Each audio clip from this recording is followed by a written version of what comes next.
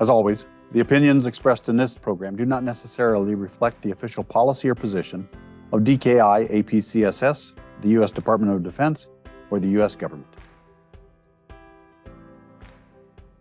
This balance depends on the time period. It depends on personalities in a way, who is in the White House, who is in Putrajaya, and it really depends on the political will of those leaders to come together and make something of the relationship.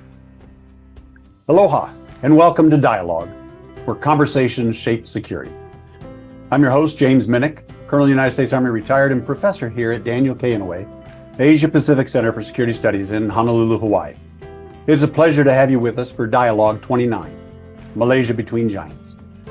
Malaysia, a nation with a rich history and a vibrant multicultural society, occupies a strategically crucial position in Southeast Asia. Caught between the competing influences of the United States and China, Malaysia is striving for economic prosperity and technological advancement while carefully charting its own course. This isn't simply about maintaining neutrality. It's about actively shaping its own destiny in a rapidly transforming world.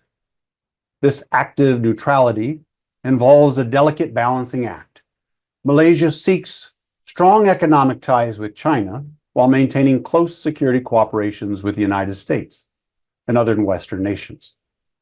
This intricate dance requires a pragmatic approach, prioritizing national interests and carefully weighing the benefits and risks of each partnership.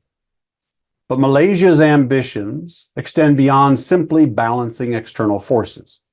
The nation is actively pursuing a future that embraces technological innovation, aiming to become a key player in the global technology supply chain, particularly in semiconductor manufacturing.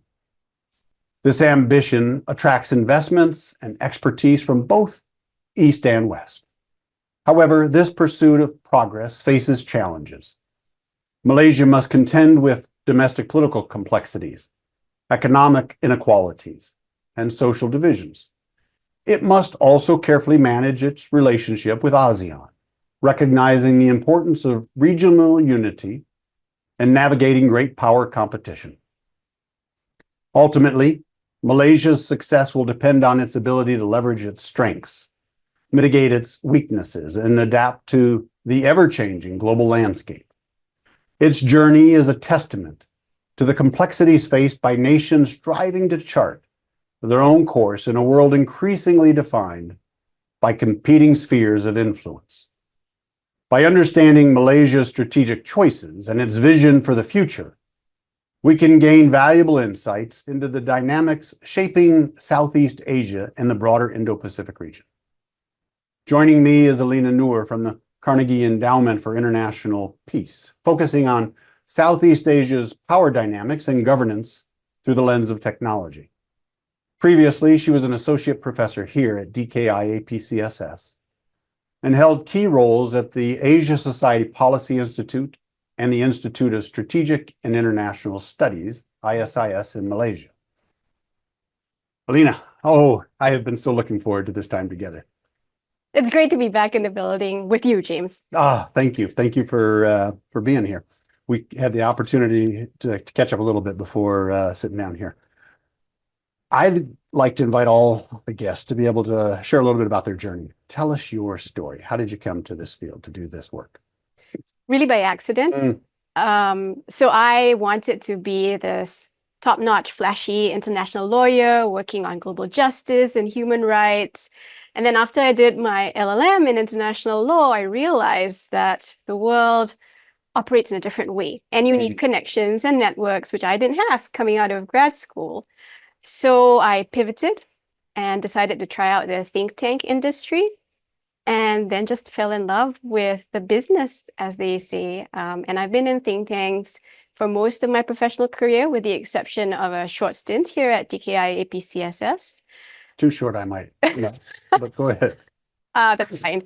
But and so I've always focused on the region that's closest to my heart. I'm from Malaysia, from Southeast Asia, and I've always worked on security developments in the region, focusing on a number of particular issues, depending on what era we're talking about. So early 2000s, and now I'm really dating myself here. Worked on terrorism, counterterrorism issues, and then South China Sea issues, which I've been trying to get away from. So hopefully you don't have questions for me on that. And now I focus for the last 15 or so years. I've been interested in the intersection of technology, governance, and society. Getting back to my global justice roots, if you will, focusing on the socio-technical aspects of technology. Fascinating. I even learned a thing or two new about you from that introduction. And so thank you. Always a surprise. Indeed, indeed. Maybe we'll get started. And we've titled this Malaysia Between Giants. So that's what I'm going to ask you first. So intensifying power, great power competition. I mean, it has states, including Malaysia, pulling sideways as I would see it, or at least seeking to avoid alignment with either Washington or Beijing exclusively. So here's the question. How is Malaysia adapting its strategies to maintain strong ties with both powers without compromising its own interests? Well, in your opening remarks, James, you talked about how Malaysia is exactly walking this delicate balance between its relationship with the United States, which has primarily been premised on security. I think some outsiders would say that. I'm going to challenge that in a bit. And with its economic relationship with China. And I would say actually that there has been a really strong commercial relationship with the private sector of the United States, because of course the United States does business very differently than China, for example. But the economic relationship has been a long time in the making between Malaysia and the United States. It just hasn't received as much coverage, as much headlines as, all these big deals that countries in the region sign with China. And so the relationship has, I would say, been a little imbalanced if we were to consider it from that point of view. So very strong defense security relations with the United States going back to the 1950s, a strong investment relationship with the private sector, US businesses going to at least the 1980s, primarily in the electronics and electrical sector. And then we look at China, really the relationship is nascent when compare it to ties with the United States. So I think it's interesting to me listening to all these outsiders reflect on, whether Malaysia is moving one way or another without really considering the comprehensive picture of Malaysia's ties with both the United States and China. So I guess in short, sorry, I've been a little long-winded. Not at all. This balance depends on the time period. It depends on personalities in a way, who's in the White House, who is in Putrajaya. And it really depends on the political will of those leaders to come together and make something of the relationship. 10 years ago, final thing I'll say on this, Malaysia and the United States had a comprehensive partnership agreement, if you will. And 10 years on, so we're now at the decade-long anniversary of this partnership, we really haven't seen very much come off that partnership, despite its aspirations 10 years ago when Barack Obama was president, Najib Razak was in power. Very different leaders in both offices now. So we'll see where it goes. Mentioning Putrajaya reminded me, it's been 25 years since I've been out there, but I imagine it's as beautiful as it was. That's terrible. It is. I know. I shouldn't even bring that up, should I? Beautiful place to be. I think maybe it's about a half hour south of KL, Kuala Lumpur. 45 minutes, 45 minutes, depending on traffic. Some would quibble about its beauty, but sorry. And it was, and actually, I think my timing there would have probably coincided with the inauguration of the Drones buildings, which also went up in the, I think they were inaugurated in late 1999. Yeah. So, anyway, I digress there a minute, but let's get back on. Let's talk about. I want to pull a little bit on what you spoke about, and balancing this economic and these security priorities, which Malaysia has to grapple with. And so I would argue that geopolitics and geoeconomics, I mean, these are increasingly intertwined, and they're creating complex trade-offs for nations to have, like Malaysia, to have to decide upon. Yeah. And it's usually not either or, but some combination thereof in most cases. So talk more about how Malaysia is balancing its economic interests with its security concerns. You spoke a little bit about its relations with the U.S. companies. So maybe you might talk just a little bit, expand a little bit more in this balance. It's getting difficult, I think, and challenging in a way that I'm not sure the Malaysian government or Malaysian companies are ready for. And what I mean by this is there's a trend of securitizing everything. Yes. By Washington, unfortunately. And that includes economic, commercial ties. Yeah. And a lot of that is tied to the national security priorities of the United States, which are not necessarily shared by Malaysia. And so traditionally, when business was done, it was just business. But now it's business plus. And that plus is the national security angle that I don't think Malaysian businesses are ready for, or even are very much aware of. Now, in Southeast Asia in general, about 99% of the enterprise community around the region are made up of MSMEs, micro, small, medium enterprises. These are not giant corporations we're talking about that can withstand the geopolitical or geoeconomic shocks. They're just businesses trying to make some money, trying to survive. Even getting an HR department set up can be a challenge sometimes. And then you have the added overlay of digitization, which a lot of companies are finding very costly. Now you layer on an added complexity of geopolitics, and it gets really challenging for Malaysian companies. And the government itself is, I think, a little under pressure as to how to manage this. So the Malaysian government has come up with a great number of plans on how to capitalize on the green economy, the digital economy. So there's a semiconductor national plan. There is an AI plan. So everything is anchored on this new form of economy, a data-driven economy. But a lot of the technology infrastructure that supports a data-driven economy, meaning Malaysia, we get from the outside, including from US companies that are now also finding themselves under pressure from Washington to adhere to certain expectations on national security grounds. So no easy answer, but I think it's on the horizon, and the Malaysian government needs to grapple with this quick. To be fair to them, I think there's an awareness among some that this is already starting to crystallize in one form or another. But I'm not sure that there's a policy response for it.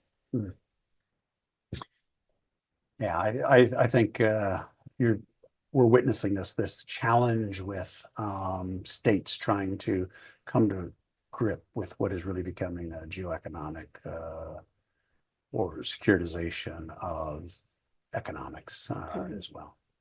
Let's go go ahead. You're going to say something. No, I wasn't. I was just going to give examples, but yeah, no, go ahead. No, I mean, so you mentioned semiconductors. Yeah, I did. Right. And so Malaysia, along with other countries in Southeast Asia, is trying to take advantage of the CHIPS Act, for example, right? And Malaysia is a major player in the semiconductor industry on the back end of the supply chain. It's trying to progress up that value chain. But it's going to be increasingly difficult if not just semiconductors, but also every aspect of the infrastructure supporting the digital economy, including submarine cables, including 5G. We remember that whole controversy over which vendor countries should go with a few years ago. I do remember. Yeah, and so from 5G, now we're at semiconductors. AI is going to be next. What kind of standards are regions like Southeast Asia going to have to force to be true, going to have to be compelled to choose? And anything related to technology is going to be securitized. Some might say weaponized, but I think that's a bit of a hyperbole. Definitely a securitization of the economy as we've known it. Yeah, no. I remember our discussions on that, and in the end, a lot of it is driven by the cost, the actual economic cost of these systems, and there's often a difference between getting it cheap or getting it at a different level. But when you're driven by the bottom line, it really makes making different choices even harder. Let's move over to the area you said you wanted to talk least about. No. And so we talked a little bit about economics, and we'll go back to there. But let's do pull into. I mean, it is recent and ongoing incidents with the Second Thomas Shoal, with Sabina Shoal. I mean, these are in the news all the time these days. And these are potential for escalating security issues in the South China Sea. Yeah. So how is Malaysia navigating these tensions and maintaining its role to stabilize the force within the region? Because it has a different approach, or it has its own unique approach to how it's trying to see this through. So maybe you'll talk about that. The scenario that we're seeing play out now is something that I believe a number of watchers in Malaysia have been trying to avoid, which is the pushing into corners of different parties to the dispute, forcing decisions that may not have a reverse button later down the line, and drawing in external players that are bigger, more powerful, with differing agendas. And I think many in Malaysia are a little concerned about how much more this will escalate. So Malaysia's approach, as you correctly pointed out, has been different. I think Malaysia has been subjected to criticisms of it being spineless. Some will say that it's taken a more cautious approach. And others will say, well, Malaysia has just basically rolled on its back for China. And I don't think any of that is true, honestly.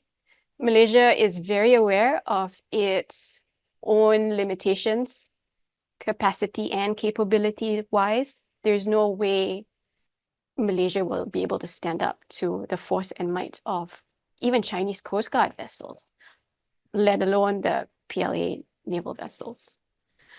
That said, there's a strong willingness, at least rhetorically, on the Malaysian side that it will stand up to protect territorial integrity, sovereignty, all the usual statements that we hear. But when the rubber meets the road, I don't know how exactly we're going to do that, given the widely documented weaknesses, limitations that our own Navy has. And so our best hope is for a diplomatic solution. Maybe a legal solution if parties are willing, but the priority is to have negotiations take place in a peaceful manner without further escalation or a deterioration in the situation. I think Malaysia has been fortunate so far in that we haven't had to face up to incursions. We've had many incursions, and the Ministry of Foreign Affairs has sent many diplomatic notes to the Chinese side in protest of those incursions. But Malaysia hasn't faced the level of incursions in as explicit or as belligerent a manner as the Philippines has. So in a way, time and luck have been on our side. But what happens when either one or both run out? And that's a scenario that we really don't want to contemplate, but we have to. And I think for now, the approach is, well, let's just hope for the best and that diplomatic sanity will prevail. I don't think you're going to see the types of transparency initiatives that the Philippines has been taking, for example. So if there are any negotiations to be done, any discussions with the Chinese side, that'll be done quietly. Yeah, no. My mind was racing into a number of areas as you were talking. I actually, it's been quite a few years now. It's been almost 10 years, I guess. I was engaged in an operation that led to the seizing of Chinese fishing vessels. Oh, I'll share that with you some other time. Um, I want to take you into another area that talks about Malaysia's One China policy. yeah. Another easy topic to talk about. Yeah, just throwing them at me. No, Malaysia recently, I mean, it reaffirmed its China policy, acknowledging explicitly Yes. that Taiwan is an alienable part of China, Yes. and that it carries significant weight in the current environment. So here's the question: what motivated this strong stance, and how does it impact Malaysia's delicate balance with Washington and Beijing? Actually, if you unpack it a little more, the position hasn't changed substantively. It's just that this was a more verbose articulation of the One China policy that perhaps wasn't so judicious given current political circumstances. But if you look at the statements in 2016, for example, and 2018 by the Malaysian government, they were very short statements that just reaffirmed Malaysia's One China policy. It didn't get into much description. The recent statement that came out said what you said, that Taiwan is an inalienable part of the People's Republic of China, and that the independence of Taiwan, Malaysia wouldn't support something like that. Yep. And of course, this drew condemnation from Taipei. But it was actually a restatement of Malaysia's long-standing policy on the matter. And this goes back to the 1974 joint communique between the People's Republic of China and Malaysia. And it was almost exactly the same language. So really, it was almost a copy and paste of the 74 joint communique in terms of language, reaffirming that Taiwan is an inalienable part of China. That didn't get repeated in previous statements from the Malaysian government. So really nothing changed in substance. It was just how it was expressed that I think drew a lot of headlines. So why did the form change? The substance didn't change, but the form did change. Yes. I don't have a clear answer for you on that. I mean, personally, I don't think it was probably the best time to describe it in those terms. And I'm not going to hazard a guess. Yeah, well, none of us live inside of others' brains, and so Thank God. we can only kind of look and make assessments on what we think we see. And so, yeah, I perhaps asked you to mind reading. That's a tough one to do. Yeah, but you've been throwing all of these tough questions. Well, let's go with an easier one. Oh. Technology and statecraft is the issue we're going to talk about. So, yes. I mean, tech dependency, I mean, it can lead to unintended geopolitical consequences. Mm-hmm. You and I spoke about that more than once. Yes. So how can Malaysia and other ASEAN nations, I mean, how can they harness the benefits of technology? You pulled on that a little bit and said, hey, we're going to try to take advantage of the CHIPS Act and things like that. How can they do that while they mitigate the risks of becoming overly reliant on specific tech powers and moving them into agendas they may not want to go? Yeah, so I'm going to tell you what my hope is. Yeah.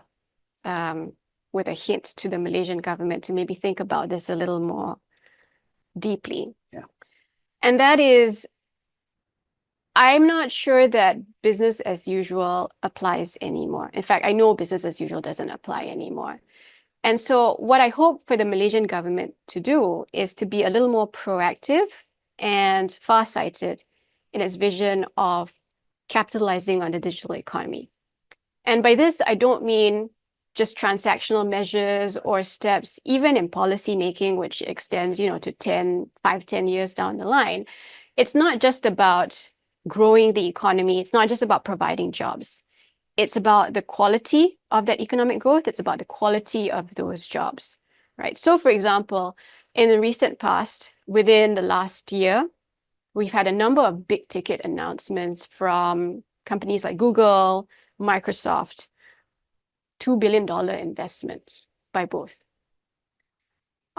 to support the AI industry in Malaysia. And what that means essentially is the building of a number of data centers in Malaysia. Now, on the surface, this sounds great. And for the Malaysian government, it's great publicity for them, right? Look at all this investment from big tech that we're bringing in, $2 billion, all these jobs that are going to be created. But what are those jobs? Are those jobs construction jobs to build those data centers? What are the resources?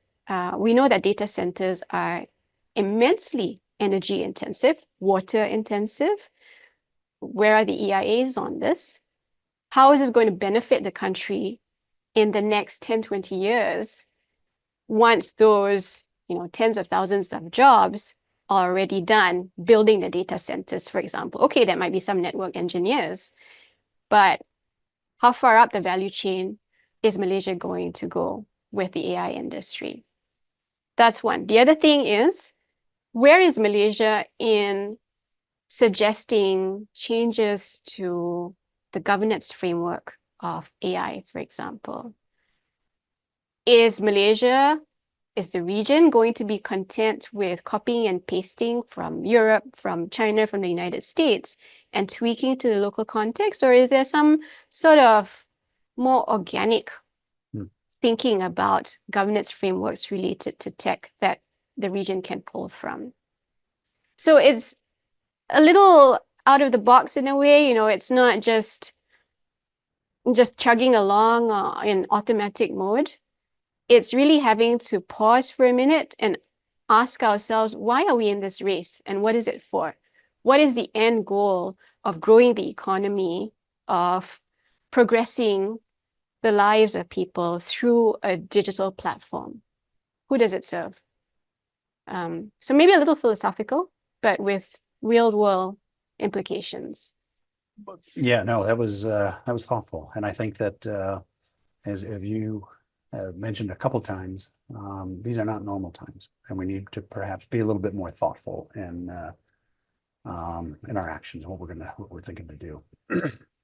Let's move this conversation a little bit and talk about ASEAN. So let's talk about strengthening ASEAN.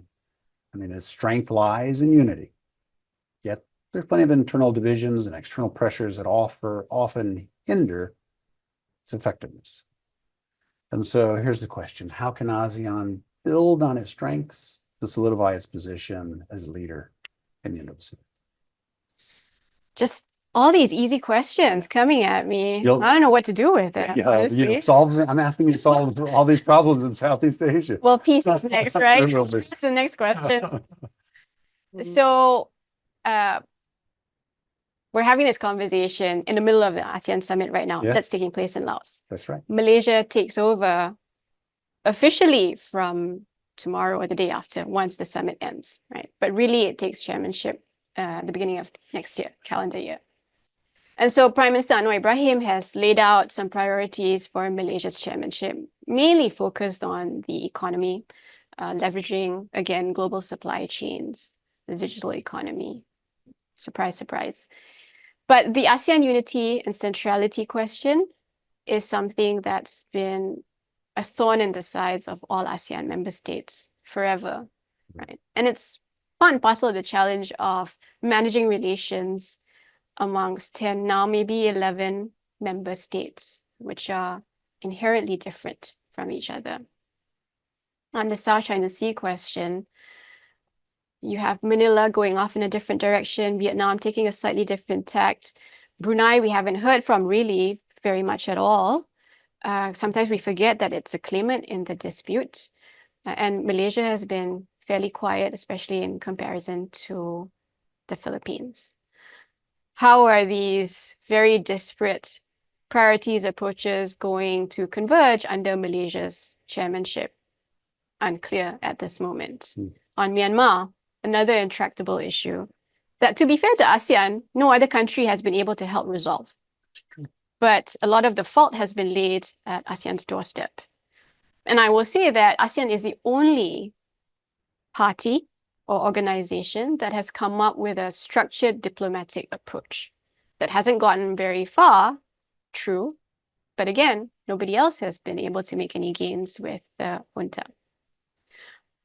And so again, I don't have an easy solution to the question of ASEAN unity, but it is one of the priorities of the Malaysian government when it takes chairmanship next year. I think we'll have to wait for the details, but I think what ASEAN has lacked is a strong commitment from strong leaders.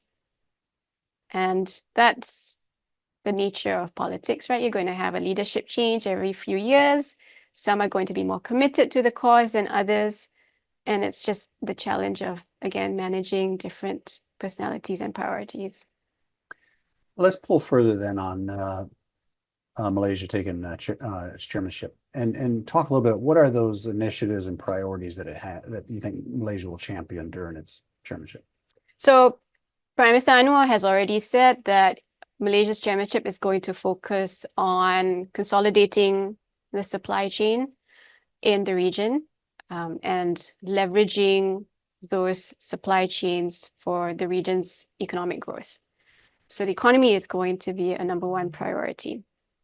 Also consolidating intra-ASEAN economic ties, because despite some really commendable growth rates in the region, intra-ASEAN trade hasn't been as robust as it could be.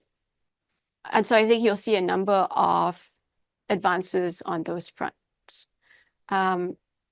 Secondly, he hopes for a more unified ASEAN. Again, details still unclear. And I think finally, he's also said that ASEAN should also be looking to other regions and communities, including the Gulf Cooperation Council, as well as BRICS. And this is really an extension of Malaysia's own domestic recalibration of its foreign policy. That the world is more than just the United States and China. It's also about Africa, the Arab states, Latin America even. And so I believe there's going to be an ASEAN, GCC, and China summit or meeting that's going to take place, and that was agreed to by all ASEAN member states. So this is really broadening the scope of ASEAN's engagement with regions that it hasn't conventionally engaged with. Listening to you talk reminds me that leadership matters. And there's been, quite a bit of leadership transition that has been occurring in ASEAN. Obviously, Malaysia recently, Vietnam recently, Indonesia. We can go on. Yeah. So how might these changes affect the region's security outlook and its approach to navigating great power competition? Yeah, I mean, in Malaysia, for the first time in a number of years, we've actually had some stability in the domestic political landscape. So that's a relief to Malaysians in general. But you're right, like Prabowo is going to take over as president. And just took over in Vietnam. That's right. Thailand, new leadership. New leadership there. And so I think what we'll see from Indonesia, if Prabowo is still the same person as he was before, he's going to be a lot more active on the foreign policy front than Jokowi ever was. Right? Jokowi is not even going to be at the ASEAN. He's not at the ASEAN summit. He skipped UNGA meetings. So he wasn't really concerned about foreign policy. But I think a more active Prabowo on the ASEAN front will kind of restore Indonesia's natural weight in the grouping. I'm not sure whether that's for the better or for worse, honestly, but it will reflect a more engaged Indonesia. Thailand, jury's still out on that. Vietnam, I think we'll continue to see some element of continuity despite the new leadership of Tolam.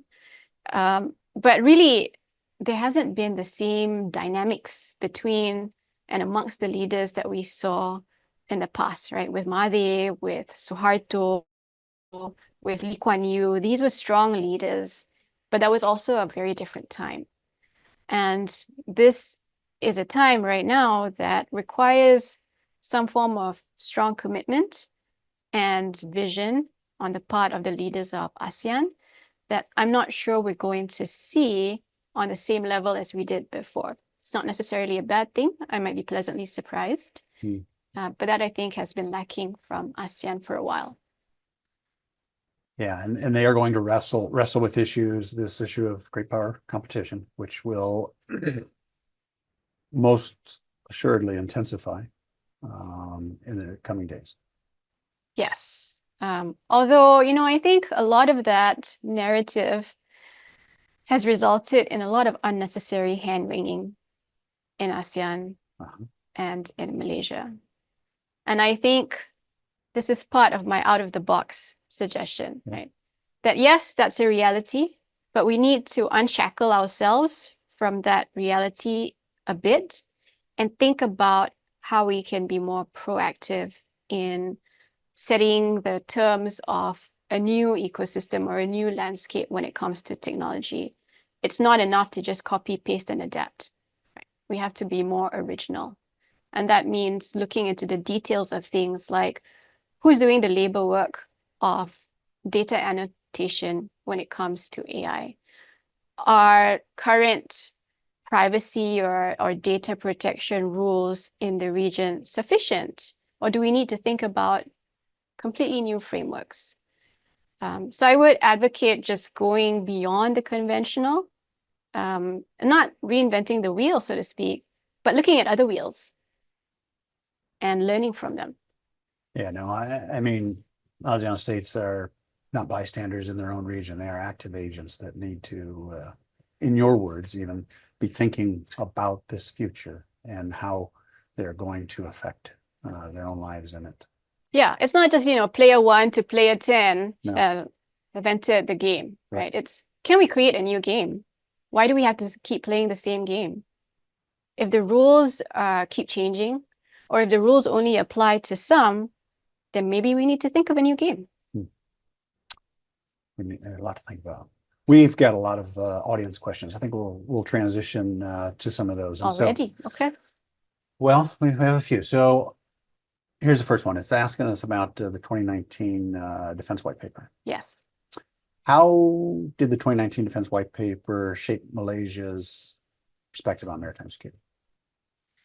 So I think it forced a rethink on how the country traditionally considered its landscape and seascape, if you will.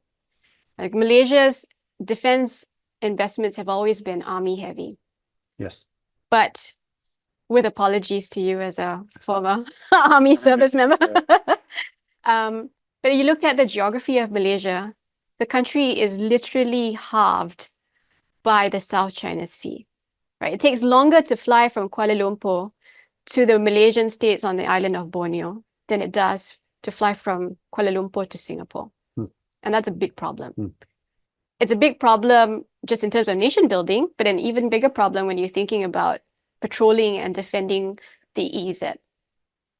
And so I think the Defense White Paper tried to shift that mindset a little and to think about Malaysia. Let me see if I can get this right. The former Deputy Defense Minister, Liu Chintong, had this phrase of Malaysia being a maritime nation with continental roots, I think was the phrasing.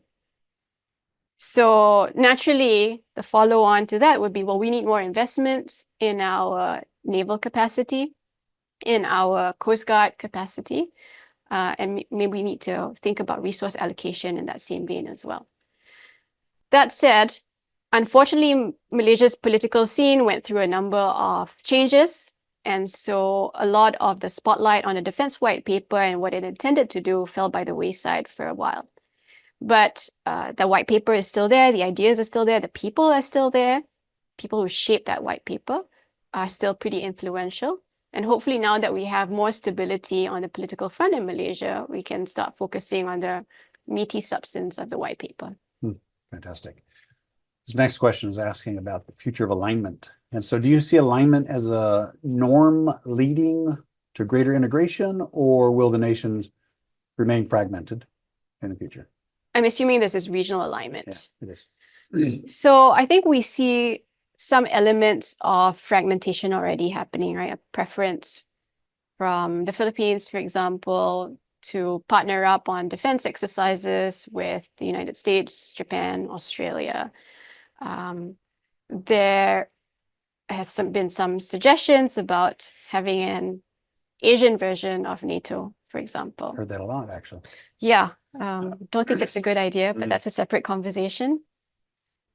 And to be fair, minilaterals are not completely new in the region, right? The Malacca Straits Patrol was a tripartite commitment by the coastal states of Malaysia, Singapore, and Indonesia to patrol the Malacca Strait, as the name suggests. And there have been other minilaterals on the economic front as well. So it's not a completely new concept. Now, whether or not these minilaterals, and some Southeast Asians suggest that with ASEAN being incapacitated on the political security front, maybe the region needs to be thinking about more minilaterals for there to be greater effectiveness in the region. The question is whether these minilaterals will fragment the region and render ASEAN even more ineffective and ultimately irrelevant. And I think there's a very real danger of that, especially with the amount of skepticism from within Southeast Asia about the validity and the relevance of ASEAN now. So the region has to be very careful about how it perceives the value of these minilaterals versus the value of ASEAN. It's not an either-or question, of course, but the proclivity towards more minilaterals, for example, might result inadvertently in the further weakening of ASEAN. This next question almost pulls on your last one, and that is the effectiveness of ASEAN. This one's asking about the code of conduct in the South China Sea. And so what is Malaysia's approach to the code of conduct, and how do they plan to lead as ASEAN chair in 2025 on this? Because it hasn't made too much headway, right? Yeah, there have been constant calls for the early conclusion of a COC. But if you look at the declaration on the code of conduct, I mean, essentially the spirit has just been bulldozed through, right? And so an effective COC is going to have real teeth in order for it to be effective. And what that means is not just talking about the usual elements of territorial integrity and sovereignty defense that we've been talking about, but it's also taking into account the changing nature of some of the measures and activities that have been happening in and around the South China Sea. Is the COC going to address, for example, hybrid risks and challenges? So in the South China Sea, we've not only seen an increase in maritime as well as aerial activities, we've also definitely seen an uptick in cyber activities supporting those two other domains. If we're not going to be forward-looking and think about how the landscape, seascape is going to change when it comes to theater preparations, for example, then what's the point of having a COC? So again, we need to be a little more visionary, a little more proactive in thinking of different scenarios, and the COC should reflect it. Now, how Malaysia is going to approach the COC, I suspect the government is going to call for, again, an early conclusion of the COC. But a speedy conclusion of COC is not going to resolve anything if it's going to be ineffective. I will keep my ears and eyes posted for this next year and see how that plays out. But don't hold your breath, though. Well, no, you're probably, you may call this one right. This next question is asking about Malaysia's vision for ASEAN. It's asking, as Malaysia prepares to assume the chairmanship of ASEAN 2025, what specific initiatives or priorities will they champion? I really think you hit that one. We talked about that. And you don't need to hear from me more about that. Yeah. So okay, let's talk about relations with China. Yes. What is Malaysia's current stance on its relations with China? You can pull more on what we talked about as one China policy. And this is asking more, especially in light of recent geopolitical developments. And so deeper, what's its relations with China? Yeah, it's always interesting to me to hear from people outside of Malaysia and the region, essentially concluding that Malaysia is tilting more towards China. And I always wonder what the basis of that is.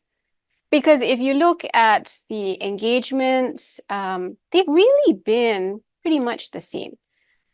Maybe the articulation of that engagement has been different, but that's to be expected, right? But to say that Malaysia is in China's camp just because there have been a number of visits between the two leaders, or there have been some agreements concluded, or, if Anwar Ibrahim calls China a true friend, does that really say anything that points to a change in policy? I would say no. And I've joked about this, like some people get panda diplomacy, we get durian diplomacy with China. That may or may not be an upgrade. But if you're comparing relations between China and the United States that Malaysia enjoys, I mean, I would say on so many levels, the Malaysia-US bilateral relationship is a lot more qualitatively complex and deeper than the one shared between Malaysia and China at this point in time. You almost got to ask yourself, what does it say when we keep asking the question, do you like me more? Yeah. And to what end? Yeah. I mean, are we in high school? I don't know. The surveys though are constantly asking this very question between the United States and China.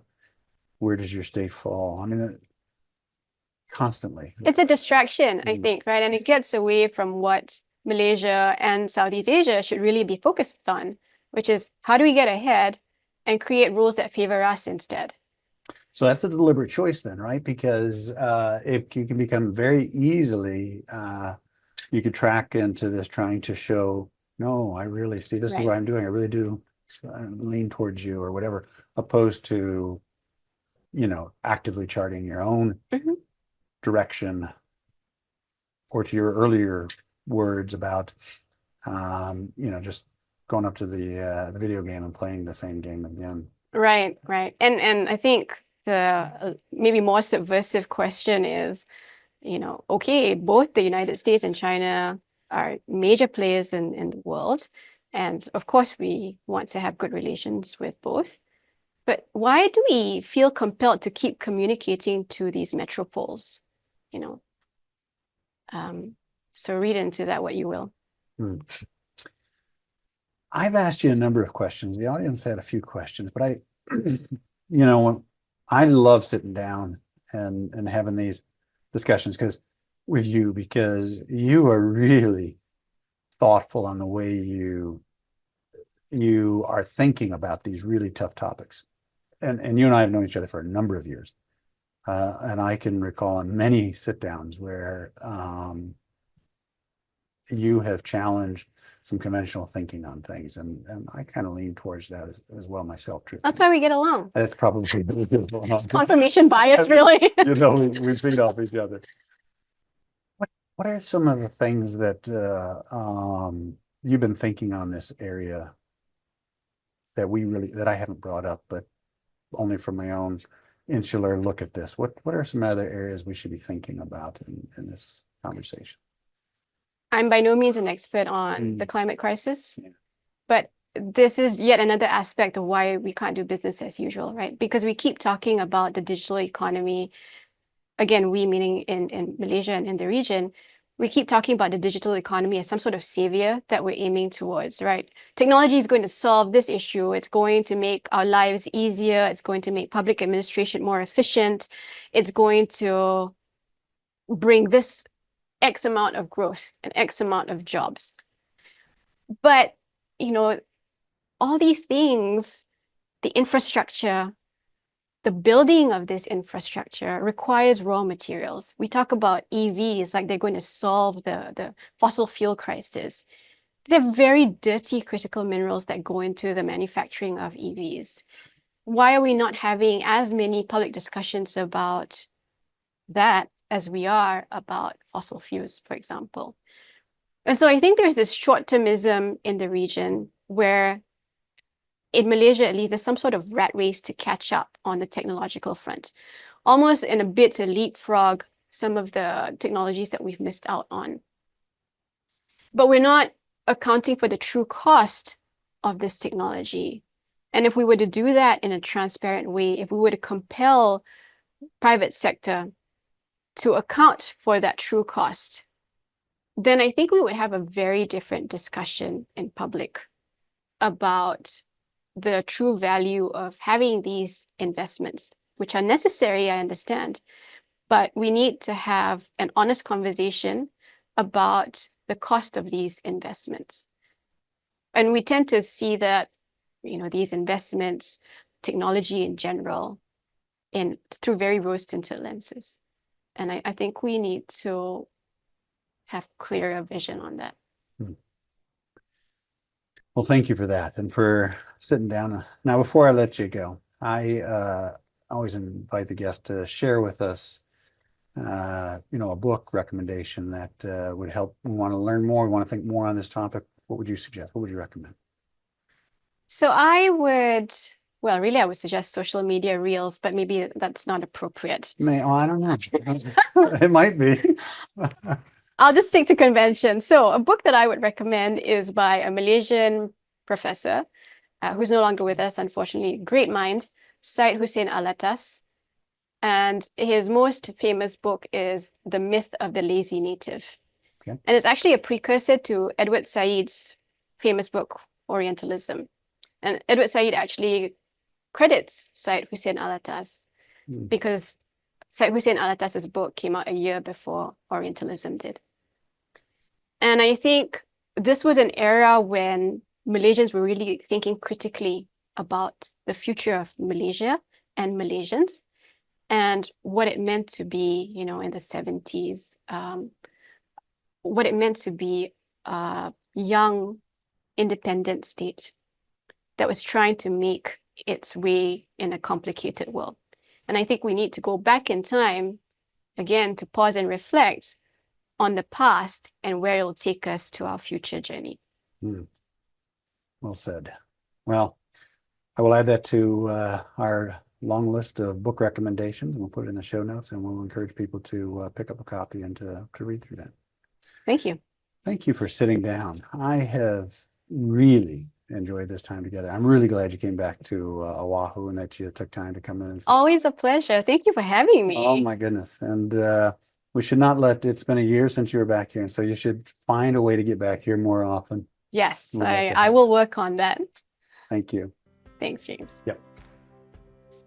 As we conclude today's dialogue, it's clear that Malaysia's pursuit of active neutrality requires skillful navigating economic ties with China, security cooperation with the West, and addressing its own domestic challenges, all while shaping its strategic future in a contested Indo-Pacific. These conversations shape security. And I invite you to join us on October 28th for Dialogue 30, Conflicts End in Ukraine, featuring Dr. Majana Zakowska, a political scientist, an expert in international security from the War Studies University in Warsaw. From all of us at DKI APCSS, thank you for joining this important conversation. I'm James Minnich, and until we meet again, aloha oe. As always, the opinions expressed in this program do not necessarily reflect the official policy or position of DKI APCSS, the U.S. Department of Defense, or the U.S. government.